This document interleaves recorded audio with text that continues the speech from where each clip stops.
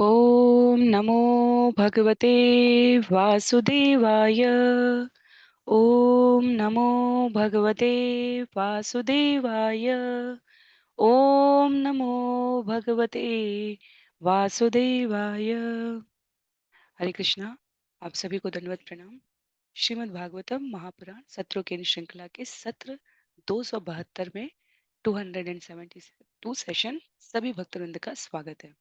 हम सभी यहाँ पर स्कंद 4 अध्याय 25 राजा पुरंजन के गुणों का वर्णन भाग 3 में श्रवण और पठन करने के लिए एकत्र हैं।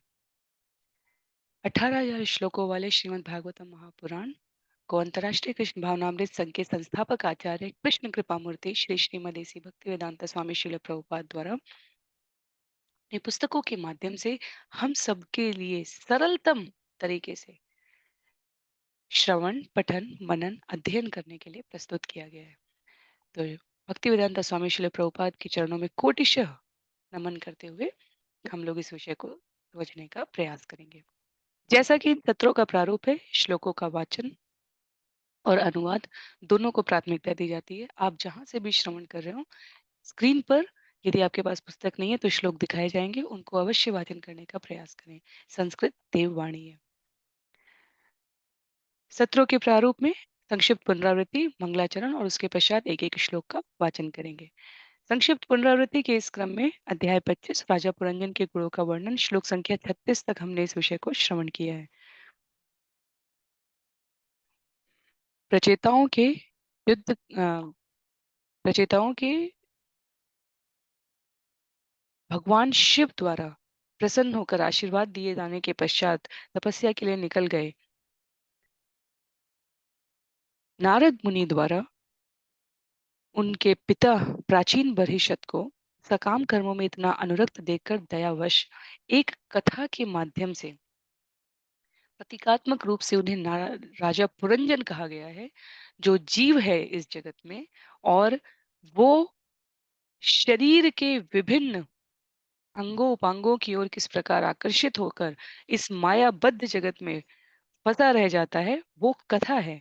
तो 9 से 24 तक जब हम श्रवण करते हैं तो हमें नहीं पता चलता है, और जब हम 25 से आगे बढ़े तो श्रील प्रभुपाद के तात्पर्य के माध्यम से हम सभी को पता चल गया है कि जो जिस विषय में कहा गया था कि ये रोचक है, रोचक इस संदर्भ में है कि किस प्रकार हमारा शरीर, ये भौतिक जगत और इसमें उपलब्ध अनेकों प्रकार की प्रकृति के तात्विक गुण और क्रियाएं वास्तव में एक नगर के 9 द्वार के समकक्ष है, और जिस प्रकार पुरंजन इसमें आबद्ध होते जा रहे हैं, वैसे ही जीव इस शरीर में प्रवेश कर इस भौतिक जगत में आबद्ध हो जाता है।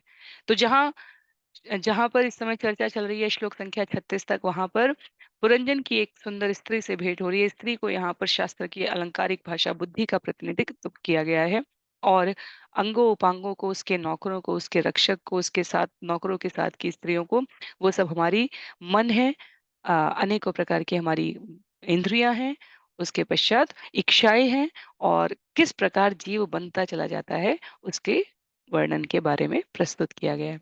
तो मंगलाचरण करते हैं और उसके पश्चात हम लोग आगे श्रवण करेंगे। वाञ्छा क्षमा कीजिए। नारायणं नमस्कृत्य नरं चैव नरोत्तमं देवीं सरस्वतीं व्यासं ततो जयम् उदीरयेत्। शृण्वतां स्वकथा कृष्ण पुण्यश्रवणकीर्तन यद्यन्तस्थो य भद्राणि विधुनोति सुयत्स्यताम्।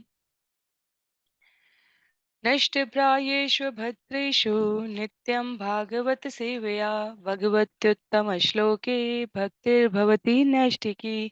ॐ अज्ञानतिमिरान्धस्य ज्ञानाञ्जनशलाकया चक्षुन्मीलितं येन तस्मै श्रीगुरुवे नमः। मूकं करोति वाचालं पङ्गुं लङ्घयते गिरिं यत्कृपातमहं वन्दे परमानन्दमाधवम्। वाञ्छाकल्पतरुभ्यश्च कृपा सिन्धुभ्य एव च पतितानां पावनेभ्यो वैष्णवेभ्यो नमो नमः। जय श्री कृष्ण चैतन्य प्रभो नित्यानंद श्री अद्वैत गदाधर श्रीवासादि गौर भक्तवृंद। हरे कृष्णा कृष्ण कृष्ण हरे हरे, हरे राम राम राम हरे हरे, हरे कृष्णा कृष्ण कृष्ण हरे हरे, हरे राम राम राम हरे हरे, हरे कृष्णा कृष्ण कृष्ण हरे हरे, हरे राम राम राम हरे हरे। हरे कृष्णा। तो पुनः सभी भक्तवृंद को सादर प्रणाम। श्रीमद् भागवतम महापुराण के सत्रों की इन श्रृंखला में सत्र 272 में आप सभी का स्वागत है। हम सभी यहाँ पर स्कंद 4 अध्याय 25 राजा पुरंजन के गुणों का वर्णन इस क्रम में श्लोक संख्या 37 से आज का सत्र आरंभ करेंगे। इमाम त्वम अधितिष्ठस्व पुरीं नवमुखीं विभो मयोपनीतान् गृहाणान् कामभोगान् शतं सभा।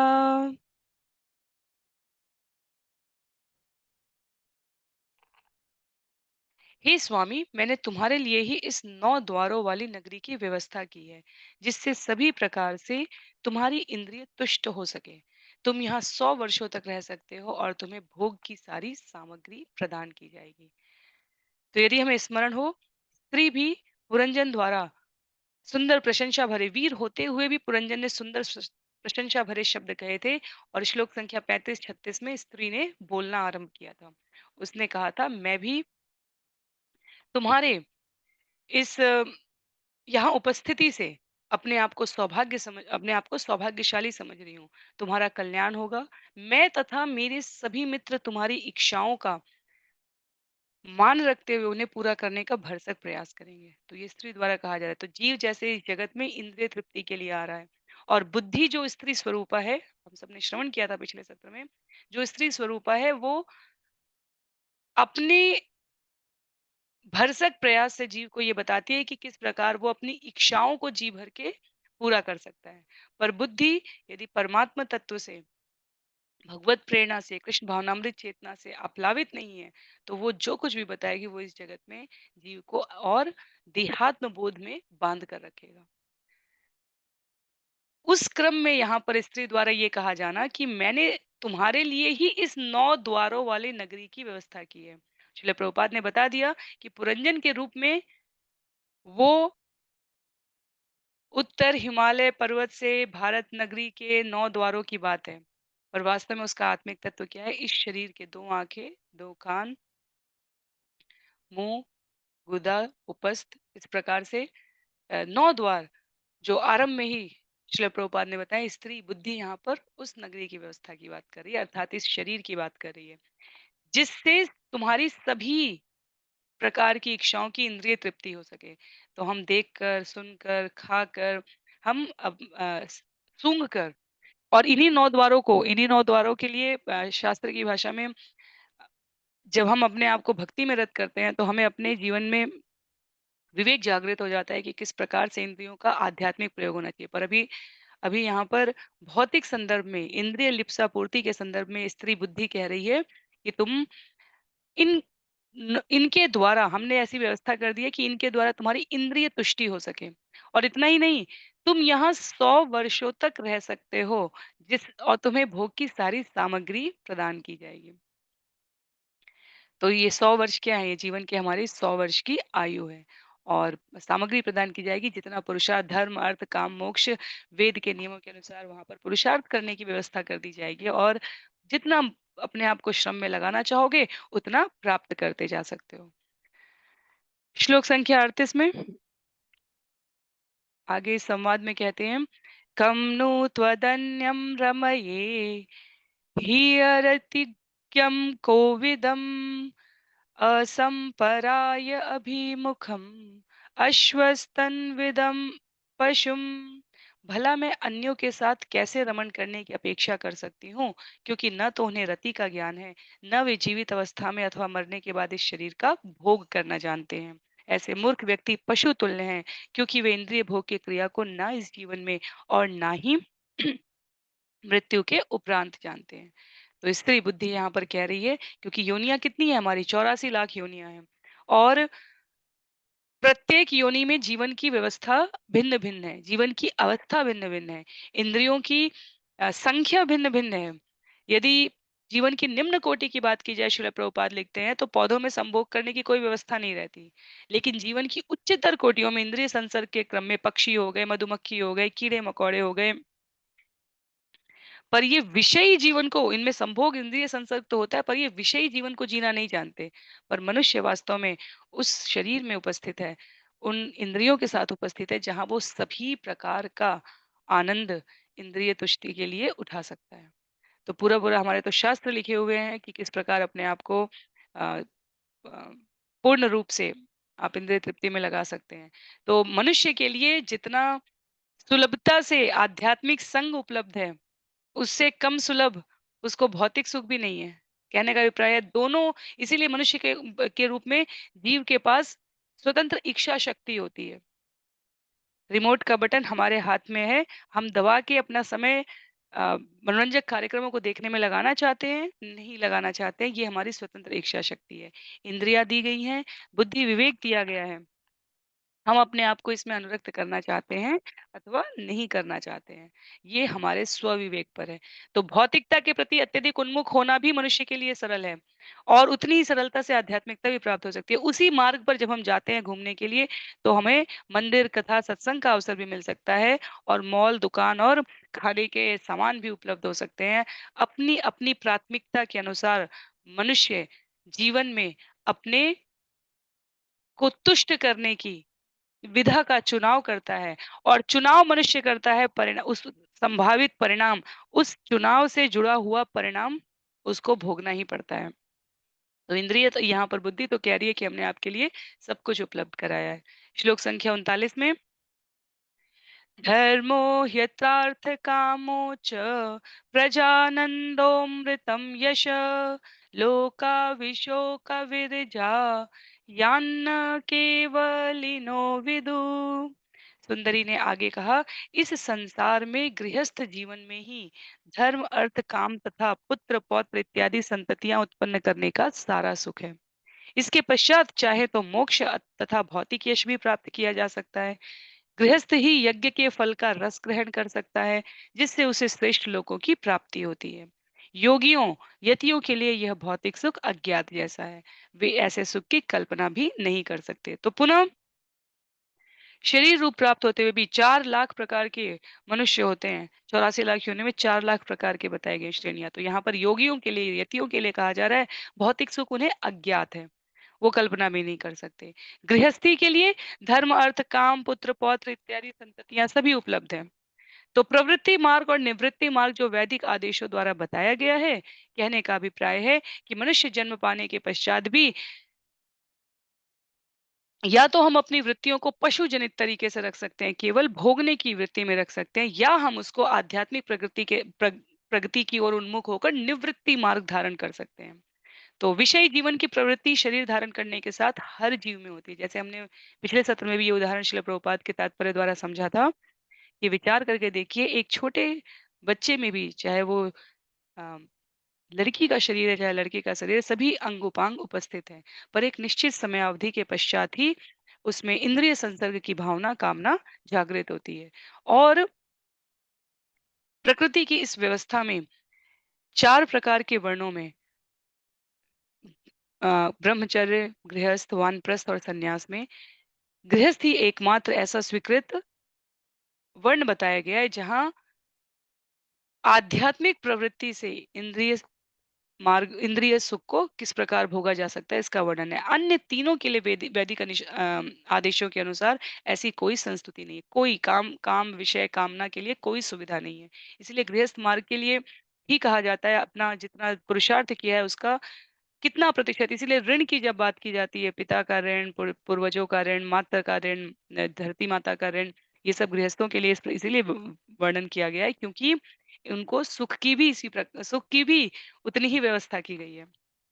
तो ये दोनों प्रकार से समझने वाली बात है। शरीर सार रूप में अगर यदि हमें समझना है, शरीर प्राप्त होना अपने आप में एक अत्यंत महत्वपूर्ण अवसर है आत्मा के लिए। जन्म जन्मांतरों से चले आ रहे इस जन्म मृत्यु जरा व्याधि के क्रम को तोड़कर भगवत प्राप्ति के लिए जाने के लिए। और स्त्री बुद्धि यहाँ पर यदि हमें अनुरक्त कर रही है इंद्रिय विषय वासना में, अपने स्वयं के विवेक से, अध्यात्म के संग से, किसी भी प्रकार से इस अवसर को जीवन से जाने नहीं देना चाहिए। कलयुग के लिए तो विशेष रूप से कहा जाता है। कलयुग में लोग आध्यात्मिक उन्नति की परवाह नहीं करते। यदि कभी कोई करने का प्रयास भी करता है तो ज्यादातर उसके आसपास के लोग, जिन्हें वास्तव में श्रील प्रभुपाद धूर्त कह रहे हैं, वे उसे बहकाकर आध्यात्मिक जीवन की नकली पद्धति की ओर उन्मुख कर देंगे और असली आध्यात्म की ओर उन्मुख नहीं करेंगे। श्लोक संख्या 40 में कहा गया है, पितृदेव ऋषिमर्त्यानां भूतानामात्मनश्च क्षेम्यं वदन्ति शरणं भवेस्मिन् यद् गृहाश्रम। उस स्त्री ने आगे कहा, अधिकारियों के अनुसार गृहस्थ जीवन न केवल अपने को वरन समस्त पितरों देवताओं ऋषियों साधु पुरुषों तथा अन्य सबों को अच्छा लगने वाला है। इस प्रकार गृहस्थ जीवन अत्यंत उपयोगी है। तो जो मैं यहाँ पर संदर्भ दे रही थी, श्रील प्रभुपाद ने उसको व्यक्त करते हुए कहा है कि जब मनुष्य इस संसार में पैदा होता है तो उसके ऊपर देवताओं का, सूर्य चंद्र इंद्र वरुण, इनका ऋण होता है, क्योंकि इनकी कृपा से ही धूप प्रकाश जल और अन्य आवश्यक प्राकृतिक सुविधाएं प्राप्त हो रही हैं। पूर्वजों का ऋण होता है, क्योंकि उनसे हमें शरीर संपत्ति बुद्धि समाज मित्रता तथा प्यार प्राप्त होता है। इसी प्रकार राजनीति तथा समाज विज्ञान के लिए हम सामान्य जनता के ऋणी होते हैं। इनफैक्ट वास्तव में हम जो पशु हैं, गाय गधे घोड़े कुत्ते बिल्ली, इनके भी ऋणी होते हैं। और जन्म लेने पर मनुष्य पर इस प्रकार अनेकों प्रकार के ऋण चढ़ जाते हैं, जिससे उऋण होने के लिए यदि आध्यात्मिक मार्ग नहीं अपनाया गया है तो जन्म मरण के चक्कर में पुनः फंसना पड़ता है ऋण ना होने पाने पे। तो गृहस्थ और गृहमेधी, दो शब्द यहाँ पर बताए गए थे। गृहमेधी जो अत्यधिक भौतिक वस्तुओं में लगा रहता है और जान नहीं पाता कि मनुष्य जीवन का हेतु भगवान मुकुंद के चरण कमलों की शरण ग्रहण करना है, वो इन ऋणों से कभी उऋण नहीं हो पाता। और जिस क्षण जीव इसे जान जाता है, उसी क्षण जीव यहाँ से उऋण हो जाता है। तो गृहमेधी अपनी रुचियों के अनुसार कभी भगवत भक्ति में रुचि नहीं दिखा पाएंगे, कृष्ण भक्ति में। पर जो गृहस्थ है वो जीवन का हेतु जीवन का सार समझेंगे। तो इसलिए यहाँ पर स्त्री द्वारा बड़े ही आकर्षक तरीके से शब्दों के आबंध में पुरंजन को माता पिता परिवार समाज बंधु बांधव पूर्वज देवता, इनके द्वारा दिए गए सुखों को भोगने का आमंत्रण दिया जा रहा है। श्लोक संख्या 41 में कहा गया है, का नाम वीरविख्यातं वदान्यं प्रियदर्शनं न वृणीत प्रियं प्राप्तं मादृशी त्वादशं पतिम। हे वीर पुरुष, इस संसार में ऐसी कौन स्त्री होगी जो तुम जैसे पति को स्वीकार नहीं करेगी। तुम इतने प्रसिद्ध उदार इतने सुंदर तथा सुलभ हो। ये चार प्रकार की हमें विचार करना होगा। आगे श्रील प्रभुपाद व्यक्त करेंगे कि वास्तव में क्या ये सद्गुण है या इनमें से कोई उस पुरुष के लिए दुर्गुण भी कहा जा सकता है। तो स्त्री अर्थात बुद्धि कह रही है कि यदि कोई सुंदर दिख रहा है उदार दिख रहा है तो भला कोई क्यों नहीं उसके प्रति आकर्षित होगा। और उदार का संबंध यहाँ पर मनुष्य रूप में कहा जा रहा है। उदार अर्थात अपने प्रति किए जाने वाले कृत्यों के लिए या अपने द्वारा किए जाने वाले दूसरों के प्रति किए जाने वाले कृत्यों के लिए व्यक्ति के जीवन में कठोरता नहीं है। इसका अर्थ ये हुआ कि यदि इंद्रियां हमें कितना भी जितने प्रकार का आकर्षण जितने प्रकार का लोभ देगी, हम उतना उसको मनाना करते हुए उसको भोगते जाएंगे। तो शरीर के संबंध में उदार का अर्थ यहाँ पर इस प्रकार से समझने लायक है। दो और शब्द है यहाँ पर, सुंदर प्रसिद्ध हो और सुलभ हो। सुंदर और उदार को हमने समझा कि सुंदर अर्थात आप सभी प्रकार, कोई आप में दुर्गुण नहीं है, किसी प्रकार की आप में जीवन में कहीं अम, ऐसा व्युधिक्रम नहीं है, ऐसा जैसे जिसे कहा जाए कि विकृत अवस्था नहीं है, जिसे कहा जाएगा कि आप में किसी कोई आप दया है करुणा है धर्म है, इस प्रकार की बातें हैं। पर साथ ही साथ प्रसिद्ध और सुलभ होने का अर्थ ये हुआ कि आपने अपने आप को अनेकों प्रकार से सामाजिक अभिरुचियों के माध्यम से व्यस्त होने का अवसर प्रदान किया है। तो उसमें क्या होगा, उसमें आपका समय, उसमें आपकी ऊर्जा, उसमें आपकी अंतर्मुखी होकर स्वयं को समझने की क्षमता, इन सब पर प्रभाव पड़ेगा। तो स्त्री कह रही है कि जो प्रसिद्ध है, जो भौतिक संदर्भ में जो प्रसिद्ध है, जो उदार है, जो सुंदर है और जो सुलभ है, वो किसको प्यारा नहीं होता। तो ये जब भी हमें सफलता के फ़ॉर्मूले देखने हो, सिद्धांत देखने हो इस भौतिक जगत में, हम ये भी देख सकते हैं, पर ये किस प्रकार से आध्यात्मिकता को प्रभावित करते हैं, इसका एक विवेकशील व्यक्ति को निश्चित रूप से विचार करना चाहिए। उसके पश्चात श्लोक संख्या 42 में कस्य कस्यामनस्ते भुवि भोगि भोग्यो स्त्रिया न सज्जेत् भुजयोर्महाभुज यो नाथ वर्गादिमलं गृणोदत् स्मितावलोकेन चरत्यपोहितुम्। हे महाबाहु, इस संसार में ऐसा कौन है जो सर्प के शरीर जैसी तुम्हारी भुजाओं से आकृष्ट न हो जाए। वास्तव में तुम अपनी मोहक मुस्कान तथा अपनी छेड़छाड़ युक्त दया से हम जैसी पतिविहीन स्त्रियों के संताप को दूर करते हो। हम सोचती हैं कि तुम केवल हमारे हित के लिए ही पृथ्वी पर विचरण कर रहे हो। भौतिक संदर्भ में स्त्री यहाँ पर पुरंजन के पुरुष शरीर की ओर इंगित करते हुए कह रही है कि नाथ, नाथ अर्थात जो किसी को अम, आश्रय दे रहा है। नाथ का अगर क्योंकि हिंदी में एक शब्द के 17 अर्थ हो सकते हैं, तो श्रील प्रभुपाद यहाँ पर संदर्भ में कह रहे हैं पति और दोनों मिलाकर अर्थात रहित। नाथ का अर्थ हुआ पति और का अर्थ हुआ रहित। तो जिस तरुणी के पति नहीं है वह अनाथ कहा जा रहा है, वो अनाथ कही जा रही है। तो दोनों ही है, भौतिक संदर्भ में और आध्यात्मिक संदर्भ में हम इसको समझ सकते हैं। तो जो विषय है यहाँ पर वो सामाजिक व्यवस्था के क्रम में स्पष्ट करते हुए बुद्धि के लिए अगर हम पहला दो अ, प्रकार से इसको समझेंगे। पहले आध्यात्मिक अर्थ में बुद्धि कह रही है कि यदि जब तक जीव, क्योंकि हम जब भगवत गीता पढ़ते हैं तो हम क्या कहते हैं, सबसे नीचे शरीर, उसके ऊपर इंद्रिय, उसके ऊपर इंद्रिय विषय, उसके ऊपर मन, उसके ऊपर बुद्धि, उसके ऊपर आत्मा। जिसे यहाँ पर जीव कहा जा रहा है आध्यात्मिक अर्थ में, वो पुरंजन है, आत्मा तत्व है। बुद्धि के ऊपर आत्मा है। तो बुद्धि अपने आप को कह रही है यदि आत्मा का आश्रय ना हो तो बुद्धि अनाथ है। बुद्धि अपने विवेक स्वविवेक से जो कुछ भी उसने जन्म जन्मांतर के गुणों द्वारा संग्रहित किया है वैसा व्यवहार कर रही है।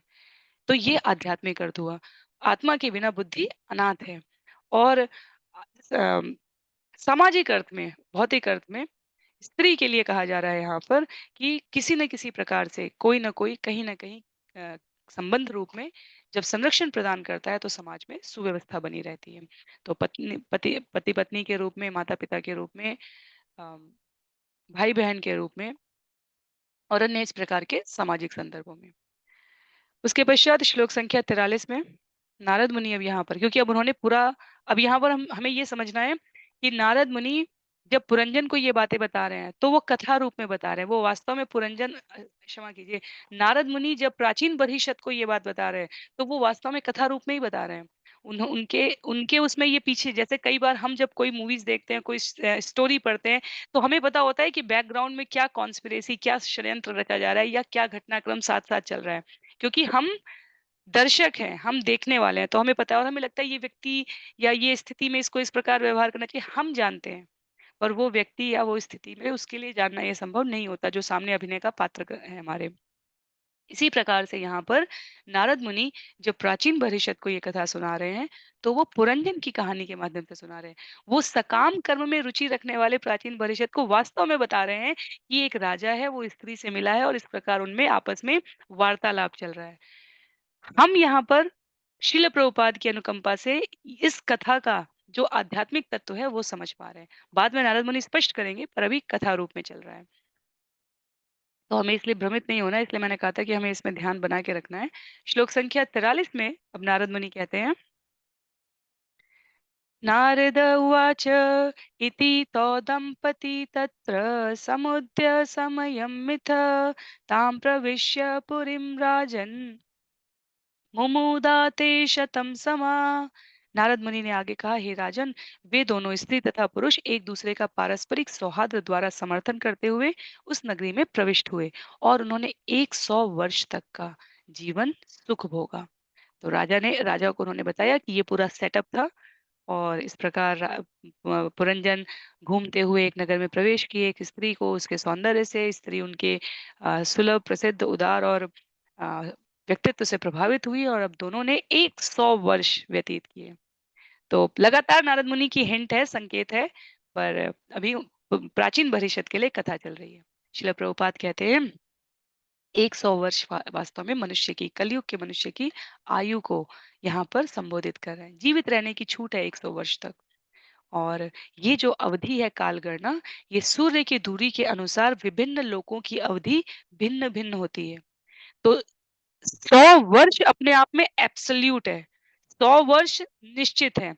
पर किसके 100 वर्ष कितने लंबे होने वाले हैं, ये सूर्य लोक से दूरी पर निर्भर करता है। एक लोक के 100 वर्ष की अवधि अन्य लोक के 100 वर्ष की अवधि से भिन्न हो सकती है। ब्रह्मलोक में जीवन की गणना में ब्रह्मा जी के भी 100 वर्ष हैं और ब्रह्मा का वास्तव में एक दिन इस भौतिक मर्त्य लोक के करोड़ों वर्षों के बराबर हो जाता है। स्वर्ग लोक का एक दिन इस मर्त्यलोक के 6 मास के बराबर हो जाता है। तो प्रत्येक लोक में मनुष्य की आयु 100 वर्ष के आसपास रखी गई है, पर विभिन्न लोकों में जीवन अवधि के अनुसार उनके जीवन स्तरों में भी भिन्नता आती जाती है। तो 100 वर्ष कहने के लिए समान है, पर इस ये 100 वर्ष की जो दीर्घता है, लंबाई है, वो सूर्य लोक से उस लोक की दूरी के अनुपात पर निर्भर करती है। तो इसलिए ये 100 वर्ष यहाँ पर श्रील प्रभुपाद इस प्रकार से उल्लेखित कर रहे हैं। हमने ये काल गणना स्कंद 3 में श्रवण की थी। आप सभी को स्मरण होगा। श्लोक संख्या 44 में उपगीयमानो ललितम तत्र तत्र च गायके क्रीणन् परिवृत स्त्रीभिः हृदि नीमाविश्य शुचौ उपगीयमानो ललितं तत्र तत्र च गायके क्रीणन् परिवृत स्त्रीभिः हृदि नीमाविशत्सु च। राजा पुरंजन की महिमा तथा महिमामय कार्यों का गान अनेक चारण किया करते थे। ग्रीष्म ऋतु में जब बहुत गर्मी पड़ती थी, तो वह जलाशय में प्रवेश करता था। उसके चारों ओर अनेक स्त्रियां होती थी और वह उनके संग आनंद उठाता था। तो 100 वर्ष के इस जीवन में किस प्रकार उन्होंने जीवन यापन किया, उसका वर्णन किया गया है। प्रतीकात्मक तरीके से वो आनंद भोग रहे हैं, इंद्रिय विषय के सुख में आसक्त हो गए हैं। आध्यात्मिक तरीके से श्रील प्रभुपाद कहते हैं अपने जीवन की विभिन्न अवस्थाओं में जीव विभिन्न प्रकार के कार्य कर रहा होता है।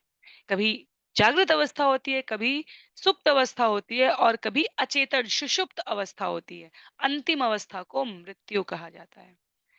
तो अभी जागृत अवस्था का वर्णन हो रहा है। पुरुष का स्त्री के साथ विवाह हो गया, 100 वर्ष तक दोनों आनंद से रह रहे हैं। स्वप्नावस्था का वर्णन यहाँ पर उल्लिखित है, क्योंकि पुरंजन जो भी कार्य दिन में कर रहे हैं वे उसे रात्रि में स्वप्न में देख रहे हैं। तो सभी प्रकार से अपने आप को दिन के समय व्यस्त रखकर पुरुषार्थ करके जब व्यक्ति शाम को विश्राम करता है, करती है, तो उसे अ, किसी भी प्रकार के अनावश्यक विचार नहीं आते। पर यदि आराम, इंद्रिय सुख भिन्न-भिन्न रूप में उम, जैसे इसको मैं इस संदर्भ में कहने का प्रयास कर रही हूँ कि कई बार लोग कहते हैं कि उन्हें बहुत स्वप्न आते हैं और कई बार लोग कहते हैं उन्हें बिल्कुल स्वप्न नहीं आते। इसका एक कारण सामान्य भाषा में ये भी कहा जाता है, जब हम जीवन में अत्यधिक श्रम करके, दिन के समय अत्यधिक श्रम करके विश्राम करने के लिए उन्मुख होते हैं। एक स्वस्थ नींद कही जाती है जब आप लेटने के 1 से 2 मिनट के अंदर आपको निद्रा आ जाए, तो उसे स्वस्थ नींद कहा जाता है।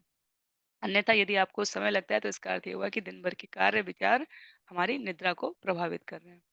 तो अभी जागृत अवस्था का इस प्रकार से वर्णन है कि पुरंजन सुख भोग रहे हैं और समस्त तो ये वास्तव में जीवन की युवा अवस्था के क्रम में, ये जब किसी प्रकार की विशेष जिम्मेदारी नहीं है, तो ना ना बाल्यावस्था की बात की जा रही है, ना व्यस्क अवस्था की, ये युवा अवस्था की बात की जा रही है, तब वो इस प्रकार से अपने आप को आनंद भोग में प्रवृत्त रखे हुए। श्लोक संख्या 45 में सप्तो परिकृता द्वार पुरस्तस्यास्तु द्वे अधः पृथग्विषयगत्यर्थं तस्यां यः कश्चन ईश्वरः उस नगरी के 9 द्वारों में से 7 तो भूतल पर थे और 2 पृथ्वी के नीचे थे। कुल 9 द्वार बनाए गए थे और ये नवों द्वार भिन्न-भिन्न स्थानों को जाते थे। इन सारे द्वारों का उपयोग उस नगरी का अधीक्षक करता था। तो शरीर के भी जो 7 द्वार बताए गए हैं, वो हमारे दो आँख, 2 नथुने, 2 कान और 1 मुँह है, श्रील प्रभुपाद लिखते हैं। और जो अधोमुखी द्वार है, वो गुदा तथा जननेंद्रियों को कहा गया है। तो जीव जो इस शरीर का राजा है, वो भिन्न-भिन्न भौतिक आनंद उठाने के लिए इन द्वारों का अपने प्रयास से उपयोग कर रहा होता है। और आध्यात्मिक तत्व में समझने का विषय ये है कि स्वाभाविक प्रवृत्ति शरीर मिलने के साथ जीव की भौतिक ऐश्वर्यों का भोग करने के लिए हो जाती है। और भगवान ने, प्रकृति ने रचना के रूप में इसी प्रकार से शरीर में इन छिद्रों को बनाया है ताकि वो इंद्रिय भोग के लिए उपयोग किए जा सके। पर इनका विचार पूर्वक प्रयोग ना करने से जीवन की कठिनाइयों में और वृद्धि ही होती है। पञ्चद्वारस्तु पौरस्त्या दक्षिणैका तथोत्तरा पश्चिमे द्वे अमुषां ते नामानि नृपवर्णये। हे राजन, 9 द्वारों में से 5 पूर्व की ओर, एक उत्तर तथा एक दक्षिण दिशा को और 2 पश्चिम की ओर जाते थे। अब मैं इन विभिन्न द्वारों के नाम बताने का प्रयास करूंगा। तो श्रील प्रभुपाद यहाँ पर आँख, नाक, कान, मुँह, गुदा द्वार, जननेंद्रिय, इनके द्वारा किस प्रकार वर्गीकरण में किसे पूर्वी द्वार, दक्षिण का द्वार वास्तव में हमारी मृत्यु की ओर उन्मुख होने के लिए कहा जाता है। इसे शुभता नहीं कही जाती है। पूर्वी द्वार को शुभता के लिए कहा जाता है। तो देखने का अर्थ 2 आँखें, 2 कान, 2 नथुने और मुँह, इनमें से 5 सामने देखते हैं। तो जो 7 द्वार हैं, उनमें से लिखा हुआ है 9 द्वारों में से 5 द्वार पूर्व की ओर, 1 उत्तर तथा 1 दक्षिण की दिशा की ओर और 2 द्वार पश्चिम की ओर जाते हैं। पुनः एक बार, 9 द्वार में से 5 द्वार पूर्व की ओर हैं। तो 2 नाक, 2 नथुने, 2 आँख, 2 कान और मुँह में से 5 सामने को हैं, तो इसे पूर्व दिशा कहा गया है। सामने देखने का अर्थ है सूर्य की ओर देखना, पूर्वी द्वार कहा गया है। उत्तर तथा दक्षिण की ओर एक-एक द्वार दोनों कानों के सूचक बताए गए हैं और पश्चिमी दिशा की ओर 2 द्वार गुदा तथा जननेंद्रिय सूचक है। तो इन सभी का वर्णन आगे के श्लोकों में अभी किया गया है। तो शरीर की भी संरचना को किस संदर्भ में यहाँ पर प्रस्तुत किया जा सकता है, ये वास्तव में बहुत आश्चर्यजनक है। श्लोक संख्या 47 में खद्योता आविर्मुखी च प्राक् द्वारो एकत्र निर्मिते विभ्राजितं जनपदं याति ताभ्यां द्युमत्सख। खद्योता तथा आविर्मुखी नाम के 2 द्वार पूर्व की ओर स्थित थे, किंतु वे दोनों एक स्थान पर ही बनाए गए थे। राजा इन दोनों द्वारों से होकर विभ्राजीत नामक नगरी को अपने मित्र द्युमान के साथ जाया करता था। तो पुरंजन पुरंजन की बात की जा रही है। पुरंजन राजा कहाँ जा रहे हैं? विभ्राजीत नामक नगरी जा रहे हैं। किसके साथ जा रहे हैं? अपने मित्र द्युमान के साथ। अब आध्यात्मिक अर्थ क्या है? खद्योता तथा आविर्मुखी ये जो द्वार हैं, ये है जुगनू और प्रकाश स्तंभ। और ये एक ही स्थान पर बनाए गए थे 2 द्वार, अर्थात ये दोनों आँखों को इंगित करते हैं। और ये मेडिकल साइंस, चिकित्सा विज्ञान भी इस बात को कहता है, दोनों आँखों में से बाईं आँख की देखने की शक्ति संभावित क्रम में तनिक कम होती है। दोनों आँखें एक ही स्थान पर स्थित होती हैं, पर दाईं आँख अधिक देखती है और बाईं आँख कम। इसी प्रकार जो शरीर के बारे में एक दूसरा आश्चर्य है वो ये है कि लगभग सभी मनुष्यों में बायां पैर बायां पैर अ, जो पंजा है वो तनिक बड़ा होता है दाएं पैर की तुलना में। इसलिए जब भी हम जूते नापने जाते हैं तो हमें लगता है कि इस पैर में सही है, पर इस पैर में थोड़ा टाइट है, थोड़ा ढीला है, जिस भी तरीके से। तो ये कुछ यहाँ पर बातें श्रील प्रभुपाद तात्पर्य में व्यक्त करेंगे अभी। तो राजा है पुरंजन अर्थात जीव, नगरी जा रहा है विभ्राजीत, विभ्राजीत और मित्र का भी अभी आगे वर्णन आएगा। द्युमान मित्र का नाम है। पूर्व के 2 द्वार के माध्यम से जाते हैं, तो जो हमारे खद्योत और आविर्मुखी कहे जा रहे हैं, वो हमारी दोनों आँखें हैं, एक जुगनू है और एक प्रकाश स्तंभ है। जुगनू अर्थात बाईं आँख के लिए कहा जा रहा है, बाईं आँख हमारी तनिक कम देख सकती है। और श्रील प्रभुपाद आगे लिखते हैं, राजा अर्थात पुरंजन जीव अर्थात सभी इन दोनों द्वारों का उपयोग ठीक तरीके से देखने के लिए कर सकते हैं। यदि उनके पास तब तक नहीं देख सकते इन आँखों के माध्यम से, इस द्वार से तब तक नहीं निकल सकते भ्रमण करने के लिए जब तक द्युमान नामक मित्र ना हो। तो द्युमान किसको कहा जा रहा है यहाँ पर? सूर्य को कहा जा रहा है। सूर्य के बिना आँखें देख नहीं सकती, सूर्य का प्रकाश ना हो, तो जीव का वो मित्र सूर्य है, जिसके बिना आँखें देख नहीं सकती। और विभ्राजितम यदि कुछ भी स्पष्ट हम देखना चाहते हैं अपनी इच्छा अनुसार, तो उस शक्ति पर हम सोचते हैं कि हम देख पा रहे हैं। तो विभ्राजितम शब्द को यहाँ पर इस संदर्भ में समझना है, आँखें होने मात्र से सूर्य के द्वारा सहायता प्राप्त करने से दोनों की परस्पर उपयोगिता, दोनों आँखों की परस्पर उपयोगिता है, अन्यथा वो हमारे लिए महत्वहीन है। तो जो इच्छा है हमारी, वो नगरी है। पुनः एक बार, पुरंजन राजा है, जीव के रूप में हमारी आध्यात्मिक स्थिति है। पुरंजन के 2 नगरी के 2 द्वार जो खद्योता और आविर्मुखी कहे जा रहे हैं, वो हमारे इन दोनों नेत्रों के लिए कहे जा रहे हैं। पुरंजन दोनों द्वार जो एक ही स्थान पर स्थित है, उससे जब निकलते हैं, क्या देखने के लिए? विभ्राजित नामक नगरी देखने के लिए। किसके साथ? द्युमान नामक मित्र के साथ। आँखें जब जीव देखने का प्रयास करेगा तो उसको द्युमान अर्थात सूर्य मित्र सूर्य की मदद से नहीं देख सकता। विभ्राजित यहाँ पर प्रतिनिधित्व करती है समस्त प्रकार की इच्छाओं का, दिशाओं का। इच्छा अनुसार जीव विभिन्न द्वारों का उपयोग कर सकता है। तो कहने के लिए जीव कह दे कि हम भगवान को नहीं मानते, पर विचार करके देखिए, यदि भगवान को नहीं मानते तो प्रकृति की सहायता पर कितना कुछ आश्रित है। जिसे इस बात का अभिमान हो कि ये शरीर मेरा खुद का है और इसका पालन-पोषण मैं अपने दम पे कर सकता हूँ या कर सकती हूँ, वो सूर्यदेव की मदद लेना बंद कर दें, तो उन्हें इसका उत्तर प्राप्त हो जाएगा।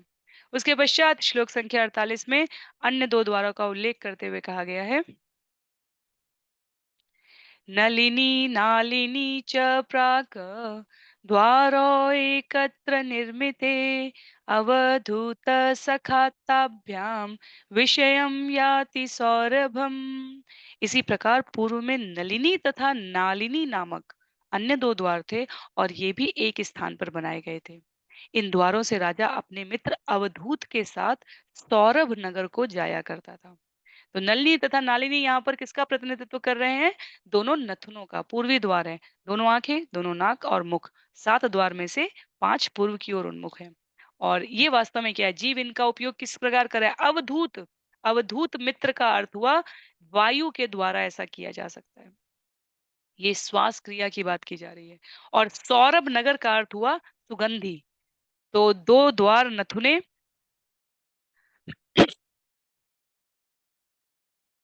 नलिनी और नालिनी जो नामकरण यहाँ पर किया गया है, मित्र का नाम अवधूत है, जो वास्तव में श्वास क्रिया के लिए इसको संचालित करने के लिए वायु के लिए कहा जा रहा है। और भ्रमण कहाँ कर रहे हैं? सौरभ नगर अर्थात विभिन्न प्रकार की सुगंधियों को स्वीकार करने में, विभिन्न सुगंधों का उपभोग करने में। तो जीव श्वास लेता है और बाहर निकालता है। इस प्रकार वह इंद्रिय सुख की सुगंध का आनंद ले रहा है। तो दो द्वार यहाँ पर देखने के संदर्भ में हो गए, 2 द्वार यहाँ पर सुगंधी के संदर्भ में हो गए। श्लोक संख्या 49 में मुख्यानां पुरस्तात् द्वातया आपण बहुदनो विषयो याति पुरर्राट रसज्ञ विपणान्वित। पूर्व दिशा में स्थित 5वें द्वार का नाम मुख्या अर्थात मुख्य है। इस द्वार से वह रसज्ञ तथा विपण नामक 2 मित्रों के साथ बहुदन तथा आपड़ नामक 2 स्थानों को जाता था। तो अद्भुत है ये संकलन। अगर अगर हम सिर्फ ध्यानपूर्वक इसको सिर्फ श्रवण कर लें, स्मरण ना भी रहे, तो कोई चिंता की बात नहीं है। श्रवण करके जो धारणा स्थापित की जाती है, क्योंकि धारणा हमारे जीवन में जैसी होती है, वैसे ही हमारे विचार होते हैं। जैसे हमारे विचार होंगे, वैसे ही हमारी जीवन शैली होती जाएगी। तो हमें इनको श्रवण करके कि कितनी बारीकी, गंभीरता और सूक्ष्मता से इस विषय को, शरीर के विभिन्न अंगों को इस प्रकार से प्रस्तुत किया जा रहा है। कैसे नारद मुनि ये सब कुछ प्राचीन भविष्य को आगे स्पष्ट करेंगे। अभी तो मित्र के नाम द्वारा, नगरी के नाम द्वारा, नगर के द्वारों के नाम द्वारा उनका मनोरंजन किया जा रहा है। तो पूर्वी दिशा का स्थित 5वें द्वार का नाम मुख्य अर्थात हमारा मुख कहा गया है। और इससे 2 कार्य संपन्न होते हैं। 2 कार्य क्या होते हैं? एक खाने का, एक बोलने का। इसलिए कहा गया है कि 2 अ, मित्र हैं यहाँ पर, रसज्ञ और विपण। रसज्ञ अर्थात हम सभी समझ सकते हैं खाने की बात की जा रही है, विपण अर्थात बोलने की बात की जा रही है। और किन 2 स्थानों को जा रहे हैं? बहुधन तथा आपड़ नामक 2 स्थानों को। तो चाहे भौतिक सुख की बात हो, चाहे आध्यात्मिक सुख की बात हो, वास्तव में अम, मुख का कार्य बहुत ही महत्व का होता है। जब हम लोग अध्यात्म की एबीसीडी की बात करते हैं, तो क्या कहते हैं? इस ए से एसोसिएशन, बी से बुक्स, सी से चैंटिंग और डी से डीटी ड्रेसिंग या डाइट, दोनों हमारे लिए महत्व के हैं। तो जिह्वा का उपयोग हमारे लिए बोलने के लिए और खाने के लिए है। और आचार्य कहते हैं जिनकी शास्त्रों में कोई रुचि ना हो, आध्यात्म में कोई रुचि ना हो, उनसे सिर्फ हरिनाम कीर्तन करवाना चाहिए। कोई कथा, कोई तत्व, कोई दर्शन, सिद्धांत, महत्व बताने की आवश्यकता नहीं है। सिर्फ संगीत, कथा, कीर्तन करवाना चाहिए और सुंदर प्रसाद, स्वादिष्ट प्रसाद देना चाहिए। सुंदर कीर्तन और स्वादिष्ट प्रसाद के द्वारा जीव इस जगत से तर जाएगा। कम से कम अ, भव बंधन से मुक्त ना भी हो, तो भी अगले जन्म में निश्चित रूप से आध्यात्मिक अभिरुचि के साथ वो जन्म लेता है। तो इसलिए भक्त प्रयास करते हैं। इस्कॉन के समस्त केंद्रों पर आप देखेंगे प्रसाद, खिचड़ी प्रसाद आपको सभी आगंतुकों को समान रूप से वितरित किया जाता है। तो यहाँ पर अब ये इस प्रकार मुंह का कार्य हुआ। और श्लोक संख्या 50 में व्यक्त किया गया है, पितृहुर्नृपपुर्या द्वारदक्षिणेन पुरञ्जन राष्ट्रं दक्षिणपञ्चालं याति श्रुतधरान्वित। नगर के दक्षिणी द्वार का नाम पितृहु था, जिससे होकर राजा पुरंजन अपने मित्र श्रुतधर के साथ दक्षिण पंचाल नामक नगर देखने जाया करते थे। तो दाहिना कान यहाँ पर शिल प्रभुपाद उल्लेख करते हैं, कर्मकांडीय सकाम कर्मों के लिए प्रयुक्त किया होता है। जब तक मनुष्य भौतिक सुख उपयोग से जुड़ा रहता है, वह अपने दाहिने कान से सुनता है और अपनी पंच इंद्रियों का उपयोग पितृलोक जैसे उच्चतर लोकों को जाने के लिए करता है। तो दाहिने कान को इसीलिए यहाँ पर पितृहु द्वार कहा गया है। और मित्र श्रुतधर श्रवण करता है, कानों से सुनता है। दक्षिण पंचाल अर्थात पंच इंद्रियों, पंचाल अर्थात पंच इंद्रियों को, और दक्षिण अर्थात पितृलोक जैसे उच्च लोक जाने के लिए, कार्य करने के लिए। दाहिने कान में मंत्र नहीं सुनाया जा रहा है। तो अभी आगे हमें पता चलेगा ये श्लोक संख्या 51 में, जहाँ कहा गया है, देवहुर्नाम पुर्याद्वा उत्तरेण पुरंजन राष्ट्रम उत्तर पंचालम याति श्रुतधरान्वित। उत्तर दिशा में देवहु नामक द्वार था, जिससे होकर राजा पुरंजन अपने मित्र श्रुतधर के साथ उत्तर पांचाल नामक स्थान को जाया करता था। तो श्रुतधर के साथ उत्तर पांचाल जा रहे हैं। और ध्यान देने वाली बात ये है, चाहे दाहिने कान की बात हो रही है, चाहे बाएँ कान की बात हो रही है, मित्र का नाम श्रुतधर है। श्रवण मात्र से, श्रवण कौन-सा कर रहे हैं हम, ये महत्व की बात है। भौतिक सुख-सुविधा संबोधन के लिए हम श्रवण कर रहे हैं, तो वो हम पितृजनों के लिए मार्ग की ओर प्रविष्ट हो रहे हैं। और जब मित्र श्रुतधर के साथ गुरु से दीक्षा लेने का कार्य, तो इसीलिए मंत्र हमेशा बाएँ कान में सुनाया जाता है। आध्यात्मिक दीक्षा संदर्भ के उसमें कहा जा रहा है कि बायाँ कान देवहु, ये महरलोक, तपलोक, ब्रह्मलोक या इससे भी ऊपर के लोक को जाने के लिए, जहाँ मनुष्य की स्थायी रूप से रहने की इच्छा हो, वो लोक प्राप्त करने के लिए इसका प्रयोग किया जाता है। तो कान, दोनों कान हमारे पास हैं। अ, उपयोग किस प्रकार से करना है, ये हमारी स्वयं की अभिरुचि पर निर्भर करेगा। भगवत गीता का उल्लेख करते हुए यहाँ पर श्रील प्रभुपाद ने श्लोक वर्णित किया है, जहाँ स्पष्ट रूप से कहा गया, अध्याय 9 श्लोक संख्या 25 में, यान्ति देवव्रता देवान् पितॄन् यान्ति पितृव्रता भूतानि यान्ति भूतेज्य यान्ति मद्याजिनोऽपि माम्। जो देवताओं को पूजते हैं वे देवताओं के बीच उत्पन्न होंगे, जो भूत प्रेतों की पूजा करते हैं वे उनके बीच उत्पन्न होंगे, जो पूर्वजों को पूजते हैं वे पितरों के पास जाते हैं और जो मेरी पूजा करते हैं वे मेरे पास जाते हैं। तो देवता, भूत प्रेत, पितर और भगवान अपने दाहिने और बाएं कान का सम्यक प्रयोग करने की यहाँ पर आवश्यकता है। सम्यक को अंततः एकात्म करना होता है। एकात्म अर्थात हमें भगवत प्राप्ति को लक्ष्य करना होता है, पर वह विशेष महत्व की बात यहाँ पर समझने की ये है कि जो पितृ लोग जाना चाहते हैं, वो वैदिक आदेशों को दाएँ कान से सुनेंगे, सकाम कर्म करने के लिए अभिरुचि रखेंगे, प्रवृत्त होंगे।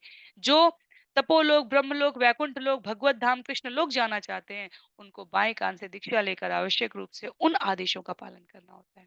तो वैदिक आदेश और गुरु के आदेश, इस 2 अंतर को यहाँ पर व्यक्त किया गया है। प्राचीन भविष्यत अभी तक कथा सुन रहे हैं, वो मानकर चल रहे हैं कि राजा पुरंजन के मित्र श्रुतधर हैं और उनके साथ वो कभी उत्तर पांचाल और दक्षिण पांचाल की ओर भ्रमण कर रहे हैं। श्लोक संख्या 52 में आसुरी नाम पश्चात द्वातया याति पुरंजन ग्रामकम नाम विषयम दुर्मदेन समन्वित।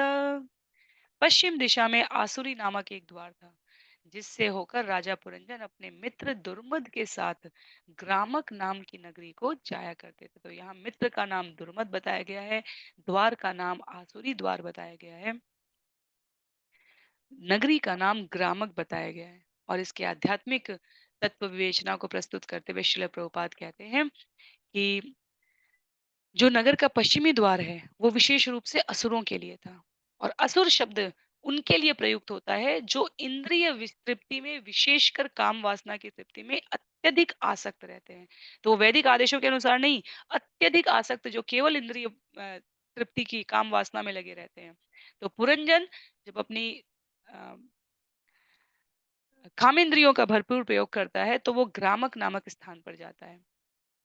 इंद्रिय तृप्ति को ग्राम में भी कहा जाता है, ग्राम में कथा, इंद्रिय तृप्ति कथा, काम में इच्छा तुष्टा के हेतु वो वहां जाता था। तो वहां किसको लेकर जा रहा है?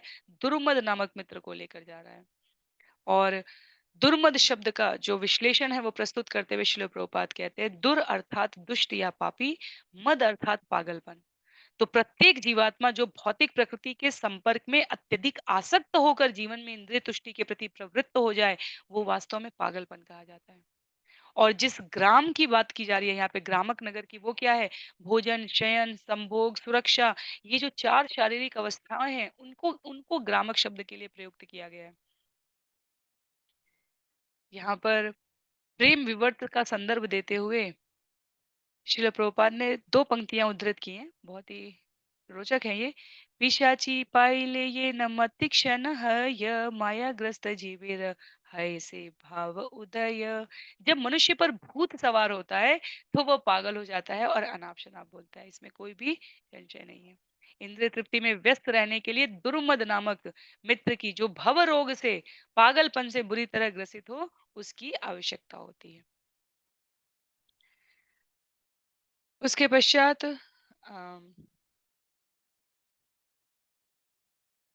श्रील प्रभुपाद ने अगले पैराग्राफ में इस तात्पर्य में एक और विवेचना की है जो वर्तमान प्रसंग से बहुत महत्व रखती है, क्योंकि श्रील प्रभुपाद पश्चिम के देश की ओर इस चैतन्य महाप्रभु द्वारा उद्घोषित कृष्ण भावनामृत चेतना का प्रसार करने के लिए गए थे। तो श्रील प्रभुपाद इस दक्षिणी और पश्चिमी संदर्भ में कहते हैं कि सूर्य सर्वप्रथम पूर्व दिशा में बंगाल की खाड़ी में दिखता है और धीरे धीरे ये पश्चिम जाता है। तो पश्चिम धीरे-धीरे जाने का अर्थ हुआ पश्चिम जगत के लोग इंद्रिय तृप्ति में अधिक आसक्त होते हैं, चैतन्य महाप्रभु कहते हैं। तो श्रील प्रभुपाद यहाँ चैतन्य महाप्रभु का उदाहरण देते हुए कह रहे हैं, पश्चिमेर लोक सब मूढ़ अनाचार, आदि लीला अध्याय 10 श्लोक संख्या 89 में। तो श्रील प्रभुपाद पश्चिम में इस समय जब श्रीमद् भागवतम का ये स्कंद लिख रहे हैं, वो वास्तव में पश्चिम में निवास कर रहे हैं और उन्हें ये कहने में कतिपय संकोच नहीं है पश्चिमी देशों को। पूर्वी सभ्यता और पश्चिमी सभ्यता हम विश्व के इन लोगों में कहते हैं। तो वो बड़े ही निर्भय भाव से कह रहे हैं कि पश्चिम के लोगों में आध्यात्मिक जीवन के प्रति अधिक रुचि नहीं दिखती। पूर्वी सभ्यता के लोग, वैदिक आदर्शों को मानने वाले लोग स्वाभाविक रूप से अध्यात्म में रुचि रखते हैं और पश्चिमी देश के लोग आसुरी सभ्यता में, भौतिकता आसुरी सभ्यता अर्थात इंद्रिय तृप्ति, काम वासना में, लिप्सा में लगे रहते हैं। तो वो भौतिकतावादी जीवन में अधिक रुचि रखते हैं। तो ये कृष्ण भावनामृत आंदोलन के प्रचार के संदर्भ में उन्होंने इस विषय को यहाँ पर जोड़ के प्रस्तुत किया है। श्लोक संख्या 53 में नारद मुनि कहते हैं, निर्वृति नाम पश्चाद द्वातया याति पुरंजन वैशसम नाम विषयम लुब्ध केन समन्वित। पश्चिमी दिशा का दूसरा द्वार निर्वृति कहलाता था। पुरंजन इस द्वार से होकर अपने मित्र लुब्धक के साथ वैशेष नामक स्थान को जाया करते थे। तो ये जो संकेत है पश्चिमी दिशा के दूसरे द्वार का, ये यहाँ पर गुदा के संदर्भ में कहा गया है और शरीर के लिए आवश्यक जब कोई साधारण जीवात्मा, ये विशेष रूप से मृत्यु द्वार कहा जाता है। और मृत्यु की गति के बारे में भी जब हम लोग कामना पूर्ति या आध्यात्मिक प्रवृत्ति, जब द्वारों की बात करते हैं, जब चक्र की बात करते हैं, भगवत गीता में भी इसको कहा गया है। यदि हमें स्मरण हो, तो जब कोई साधारण जीव शरीर त्यागता है, साधारण जीव, अभी हमें अंतर स्पष्ट होगा, सामान्य रूप से जीव जब शरीर त्यागता है, तो आत्मा गुदा के द्वार से होके निकलती है। ये अत्यंत पीड़ाजनक होता है। तो कई बार हमने हॉस्पिटल्स में या किसी एक्सीडेंट में या अ, प्राकृतिक रूप से जब शरीर नहीं त्याग रहा है व्यक्ति, तो हमने देखा होगा कि ये कहा जाता है शरीर छोड़ने से पहले जीव मल विसर्जन कर देता है, मल-मूत्र विसर्जन कर देता है। तो लुब्धक मित्र जो यहाँ पर कहा गया है, वो वास्तव में लालच लालच की प्रवृत्ति को कहा गया है। तो ज़रूरत से ज़्यादा जीवन में जीवन के प्रति आसक्ति होना, इस भौतिक जगत में लगे बिल्कुल शरीर छूटना, जितना जो हम कहते हैं मृत्यु के समय शरीर छोड़ते समय अत्यधिक कष्ट होता है। वो कष्ट वास्तव में कितनी इस जगत में हमारी आसक्ति है, उससे सीधा-सीधा संदर्भित है।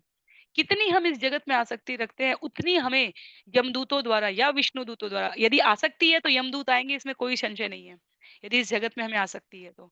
और जितना यमदूत शरीर से आत्म तत्व को, जीव को निकालना चाहेंगे, उतनी पीड़ा होगी। और पीड़ा के इस क्रम में कहा जाता है कि मल द्वार से शरीर छूटता है, जीव मल द्वार से निकलता है।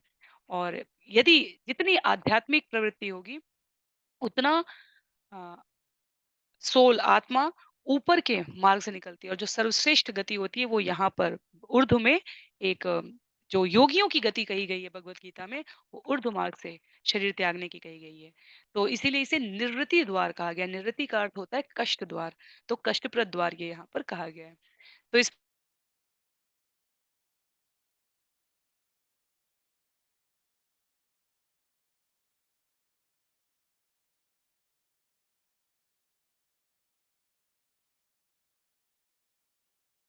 हरे कृष्णा। तो जो यहाँ पर 9 द्वार बताए गए, उनमें से 7 द्वार इस प्रकार पूर्व और पश्चिम में, 5 पूर्व में, 2 पश्चिम में, और इस प्रकार उत्तर और दक्षिण में और 2 पश्चिम में बताए गए, उसका यहाँ पर वर्णन किया गया है। तत्पश्चात श्लोक संख्या 54 और 55 में नारद मुनि 54 और 55 तक, ये वास्तव में नगर के प्रजा और द्वार का जो वर्णन हम श्रवण कर रहे थे, वो यहाँ पर प्रस्तुत किया गया है। तो 54 और 55 में कहा गया है, अन्धावमीशां पौराणां निर्वाक्पेशस्कृता भुवो अक्षण्वतामधिपतिस्ताभ्यां याति करोति च। अन्धो अमीशां पौराणां निर्वाक्पेशस्कृतो उभो अक्षणवताम् अधिपति ताभ्यां याति करोति च। इस नगरी के अनेक निवासियों में निर्वाक तथा पेशस्कृत नामक 2 व्यक्ति थे। यद्यपि राजा पुरंजन आंख वाले व्यक्तियों डिठियारों का शासक था, किंतु वह इन दोनों अंधों के साथ रहता था। वह उनके साथ जहां तहां जाता था और नानाविध कार्य किया करता था। तो हमें लगेगा कि ये 9 द्वारों के बाद ये 2 अंधे, ये किसकी बात की जा रही है यहाँ पर? तो ये यहाँ पर निर्वाक और पेशस्कृत किनको कहा जा रहा है? हाथों और पाँवों को कहा जा रहा है। हाथों और पाँवों के अपने कोई देखने की शक्ति या बोलने की शक्ति के अम, योग्य गुण नहीं है। पर पुरंजन राजा के लिए कहा जा रहा है कि जब हम वो उनके साथ हमेशा जाते थे, और जीवों के रूप में हमारे लिए समझने की बात ये है कि जब हम अपने नेत्रों का, बुद्धि का, विवेक का प्रयोग ना करें और सिर्फ चलते जाएँ, आँख बंद करके कहीं चलते जाएँ, तो हम कहीं भी गिर सकते हैं, किसी भी गड्ढे में जा सकते हैं। इसी प्रकार यदि हाथों से उनके पास आँखें नहीं हैं, हाथ और पाँव दोनों के लिए, तो यदि मार्गदर्शन नहीं है, तो जीवन संकटग्रस्त हो जाता है। तो इसलिए लिखा है जहाँ-तहाँ जाता रहता था और नानाविध कार्य किया करता था। तो इसीलिए इन 9 द्वारों के जिन्हें छिद्र कहा जा रहा है जीव के शरीर में, उनसे इंद्रिय बोध तो हम ले रहे हैं, लेकिन करने का कार्य तो किससे कराया जा रहा है? हाथ और पाँवों से ही।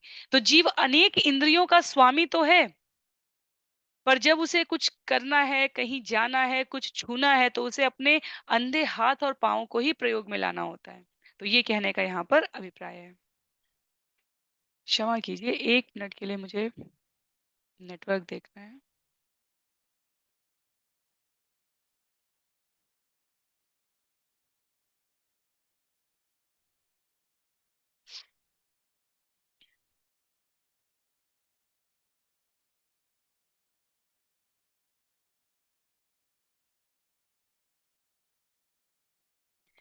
तो श्लोक संख्या 54 में नारद मुनि ने इसका उल्लेख किया कि इंद्रियां है हमारे पास, वो द्वार है, पर यहाँ वहां जहां तहां सर्वत्र गमन करने के लिए, उन इंद्रियों का प्रयोग करने के लिए किसको प्रयोग कर रहे हैं हम? हाथ और पाँव के द्वारा। श्लोक संख्या 55 में सयर्हंत पुरगतो विशुचीन समन्वित मोहम प्रसादम हर्षम वा याति जायात्मजोद्भवम। कभी कभी वह अपने एक मुख्य दास मन विशुचीन के साथ अपने अंतःपुर जाया करता था। उस समय उसकी पत्नी तथा पुत्रों से मोह, संतोष तथा हर्ष उत्पन्न होते थे। तो अभी पुरंजन राजा है, विशुचीन यहाँ पर मन को संबोधित करता है। तो आत्मा तो हृदय के भीतर स्थित है, शरीर रूप में श्रील प्रभुपाद कहते हैं, और भौतिक रूप से वो रज, तम और सत में आवृत है। तो हृदय के भीतर की तीनों गुण क्रियाएं कार्य कर रहे हैं भौतिक प्रकृति के प्रभाव में आकर।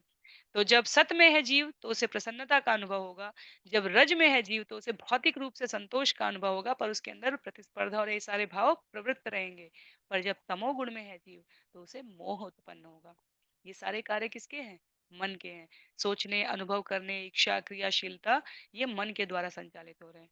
तो पुरंजन के लिए कहा जा रहा है जब अपनी पत्नी, संतान घर से घिरा हुआ है, तो वो मन के धरातल पर जब कार्य कर रहा है तब इस प्रकार की अनुभूति है। कभी प्रसन्न रहेगा, कभी संतुष्ट रहेगा और कभी पूर्णतया असंतुष्ट रहेगा, अर्थात मोहग्रस्त हो जाएगा।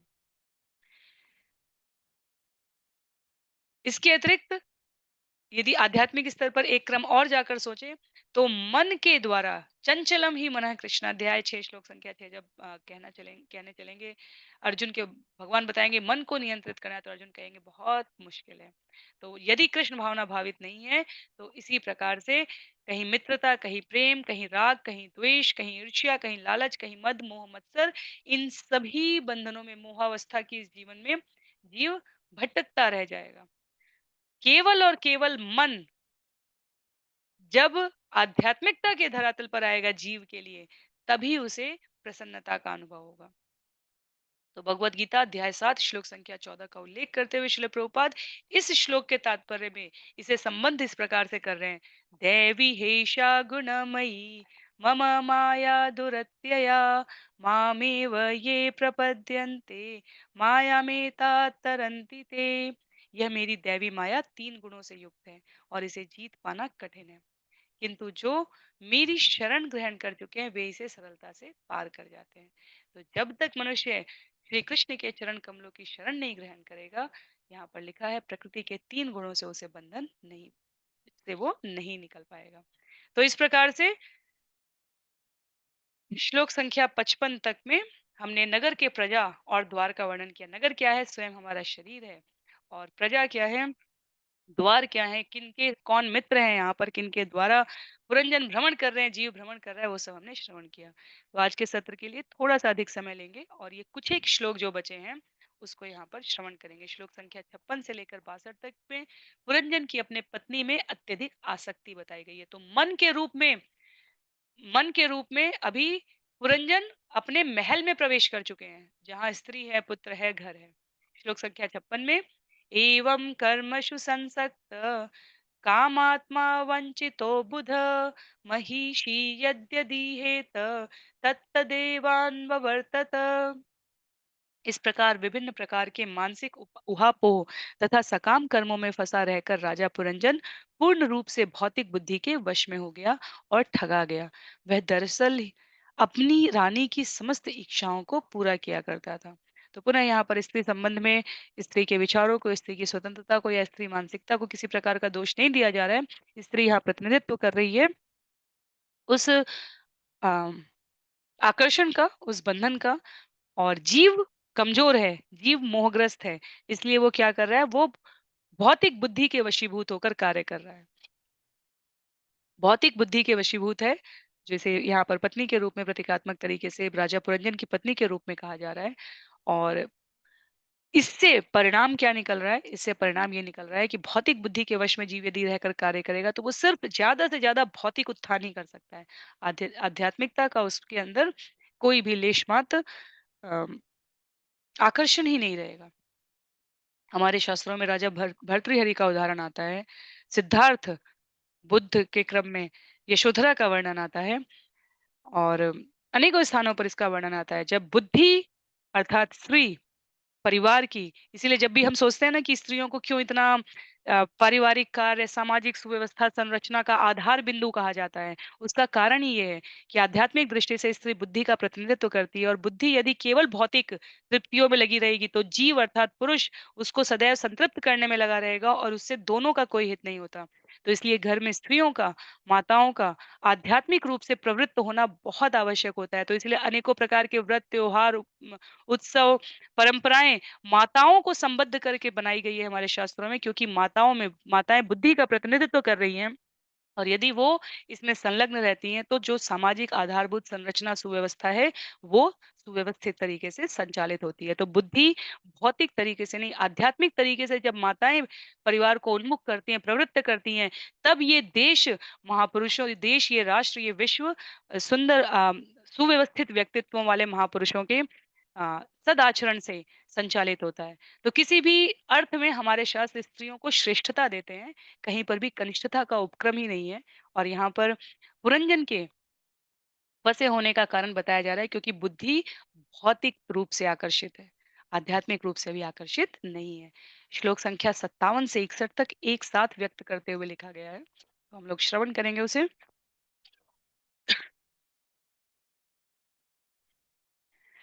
क्वचित् पिबत्यां पिबति मदिरां मदविह्वल अशनत्यां क्वचिदश्नाति जक्षक्त्यां सह जक्षिति क्वचिद् गायति गायत्यां रुदत्यां रुदति क्वचित् क्वचित् सत्यां हसति जल्पत्यामनुजल्पति क्वचिद् धावति धावत्यां तिष्ठन्त्यामनुतिष्ठति अनुशेते शयानायाम् अन्वाते क्वचिदासतीं क्वचित् शृणोति शृण्वत्यां पश्यन्त्यामनुपश्यति क्वचित् जिघ्रति जिघ्रत्यां स्पर्शन्त्यां स्पृशति क्वचित् क्वचिच्च शोचतीं जायाम् अनुशोचति दीनवत् अनुह्यश्यति ह्यश्यन्त्यां मुदितामनुमोदते।